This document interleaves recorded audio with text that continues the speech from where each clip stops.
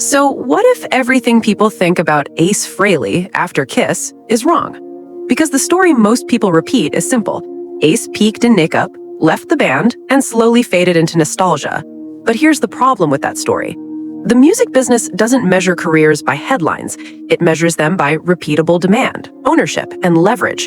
And when you actually follow those signals, Ace Frehley's post-Kiss career doesn't look like a decline at all.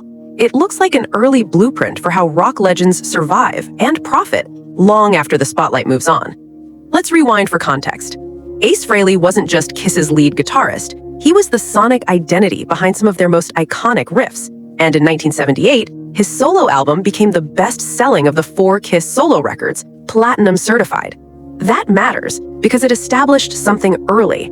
Ace could attract buyers on his own name. Now here's where the mainstream narrative breaks. If Ace truly faded after Kiss, the market would have told us. But instead, it kept responding, again and again over 4 decades. In 2009, Anomaly landed on the Billboard 200. In 2014, Space Invader cracked the top 10.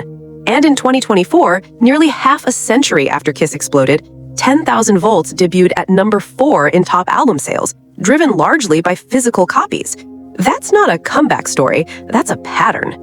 The industry's quiet truth is this. Legacy artists don't need radio dominance. They need loyal buyers, high-margin products, and controlled releases. And Ace was doing exactly that. Here's the first overlooked move. Anomaly wasn't just another album. It was released through Bronx-born Records, Ace's own imprint. That signals a shift. Instead of chasing major label validation, Ace was positioning himself for tighter control, fewer intermediaries, and stronger per-unit economics. This is the exact model modern legacy artists rely on today. Smaller ecosystems, direct fan relations, predictable revenue. Ace wasn't following a trend. He was quietly adapting before it became normal. But the most important business move didn't involve albums at all. It involved identity. Ace has publicly stated that he owns the Spaceman character and makeup, and that he licensed it back to Kiss in perpetuity, receiving payment when it's used. That's not nostalgia, that's intellectual property. In the modern music business, catalogs age, IP compounds. By retaining ownership of the Spaceman persona, Ace transformed himself from former band member to rights holder. Every time that image appears on merchandise, branding, or legacy material, it carries value. That single decision reframes his entire post-Kiss story.